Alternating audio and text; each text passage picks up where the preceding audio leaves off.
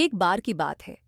एक हरे भरे बगीचे में एक छोटी सी कैटरपिलर रहती थी जिसका नाम था कोको। कोको बहुत छोटी और धीमी थी।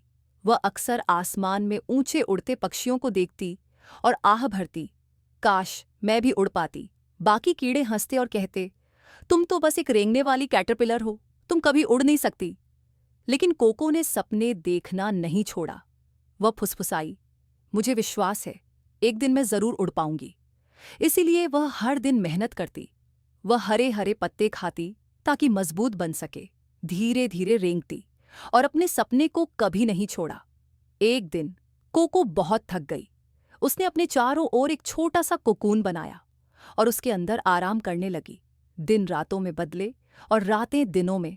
सबको लगा कि कोको अब कभी बाहर नहीं आएगी, लेकिन फिर कुछ जादुई हुआ।